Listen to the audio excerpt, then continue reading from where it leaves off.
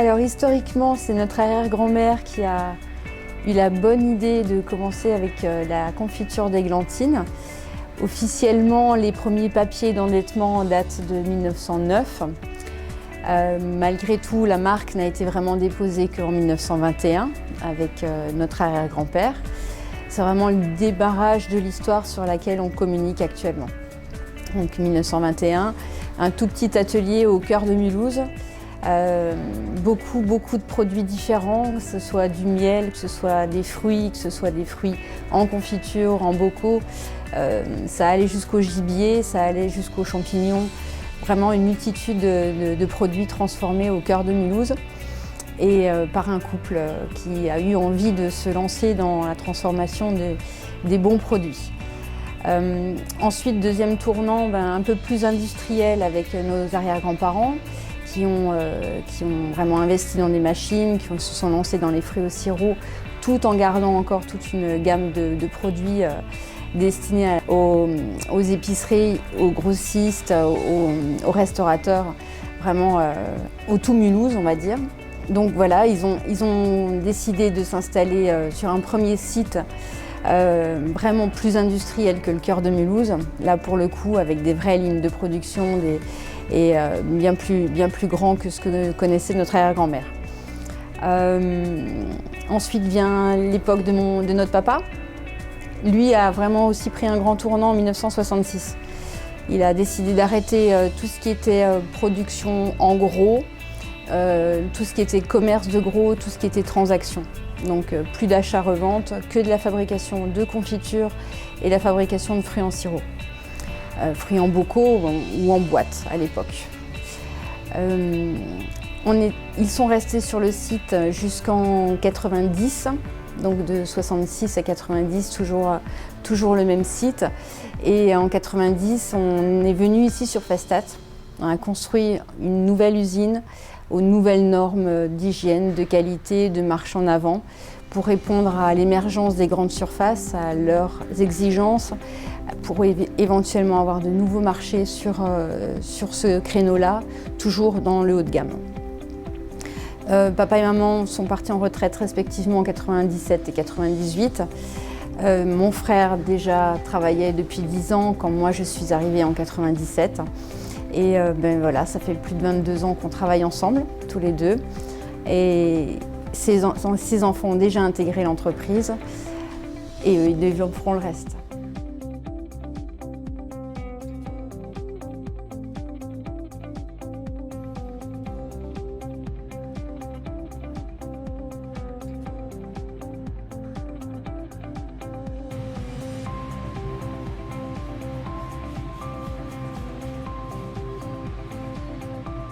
On a grandi dans ce cadre depuis petit. On a vu nos parents et notre famille se donner pour défendre les valeurs et l'entreprise depuis toujours. On va bientôt arriver au siècle de l'entreprise. Mon père et ma tante aujourd'hui représentent la 4e génération. Nous, potentiel 5e, on a envie de bien faire et encore mieux faire que ce qu'ils ont fait avant. On entend souvent que travailler en famille, c'est difficile, c'est une contrainte. Et moi, je pense que c'est d'abord un plaisir plus qu'une contrainte. On a, un vrai esprit d'équipe, de travail, d'entraide, de bienveillance, de la simplicité aussi dans les relations entre toutes les personnes qui travaillent, nos collaborateurs, les salariés, le personnel du bureau, etc. C'est un vrai esprit collectif de vouloir bien faire, des bons produits et de l'exigence aussi de chacun. Et ça c'est une vraie force aujourd'hui. On est très fiers de pouvoir travailler dans cette ambiance.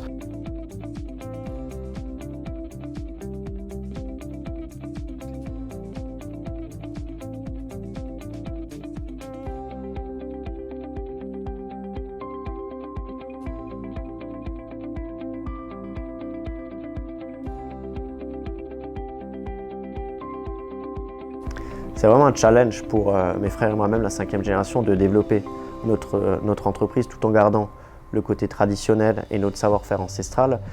Ça passe bien évidemment par le marché français, où on continue à travailler avec nos clients historiques, avec la grande distribution, principalement, mais également avec des professionnels de l'alimentaire qui réutilisent nos produits dans leur préparation, des épiceries fines.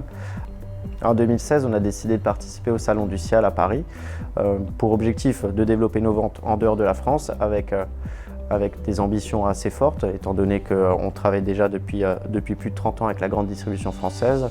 Aujourd'hui, c'est un nouveau challenge pour l'entreprise de développer ses ventes en dehors du marché français.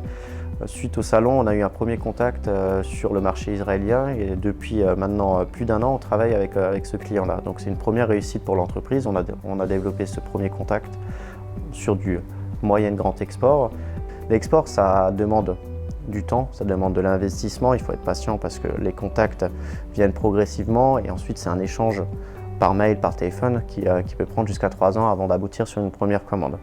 Pour obtenir ces commandes, on a dû être certifié IFS, donc ça c'était un travail en interne au niveau de la certification, ce qui a demandé des investissements, qui a demandé surtout de se remettre en question, tout en gardant le côté traditionnel de l'entreprise, le savoir-faire, sans modifier notre process de fabrication qui reste quand même l'âme de l'entreprise.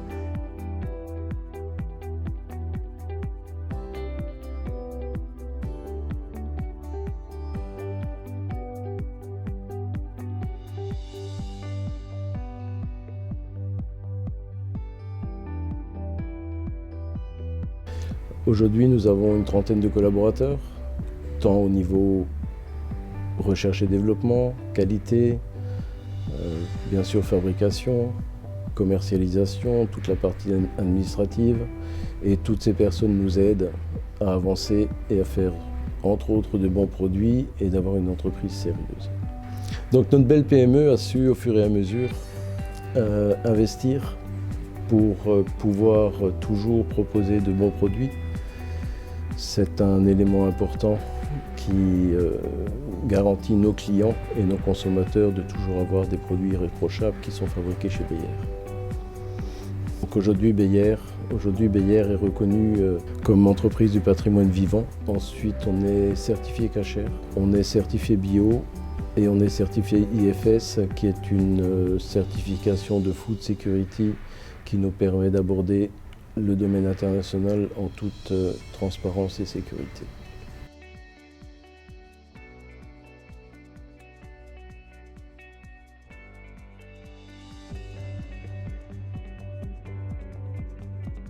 Dans l'entreprise Beyer, on a fait un réel choix de transmission de notre savoir-faire traditionnel et de nos connaissances, de par notamment 2 formations, qui sont l'alternance et l'apprentissage.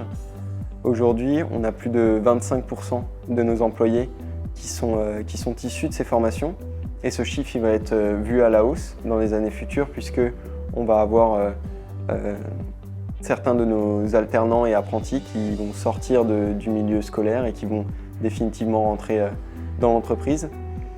Ces formations ont un réel avantage et elles permettent réellement d'avoir une intégration de nos employés dans l'entreprise familiale, de les intégrer au savoir-faire traditionnel, de leur faire comprendre du début à la fin de où vient le produit jusqu'à où il va, pour que nous puissions avoir une réelle cohésion d'équipe et un réel engagement de la part de tous nos employés pour le succès de notre entreprise. Les produits Beyer, c'est avant tout des fruits sélectionnés pour leur qualité organoleptique et aussi un mode de cuisson traditionnel en chaudron ouvert et bien sûr notre savoir-faire ancestral labellisé EPV par l'État. Pour l'élaboration de nos fruits préservés, ici, toutes les étapes de tri, de remplissage sont faites manuellement pour garantir une qualité optimale de nos fruits mis en bocaux. La transparence du bocal nous impose une meilleure qualité possible. Notre équipe R&D est à l'écoute de tous nos clients. Pour les professionnels, nous développons des recettes qui s'adaptent à leurs besoins, pâtissiers, yaourtiers, glaciers et aussi industriels. Tous trouvent chez nous le produit qui leur convient. Puis pour nos consommateurs, bien évidemment, nous nous efforçons de combler leurs désirs avec sincérité par de nouvelles recettes qui partagent un objectif commun, sublimer le fruit. C'est vraiment notre challenge à nous, mes frères et moi, de développer encore notre société familiale, que ce soit sur le marché français ou sur le marché international. Et le plus important dans tout ça, c'est surtout de garder le côté traditionnel et notre savoir-faire ancestral.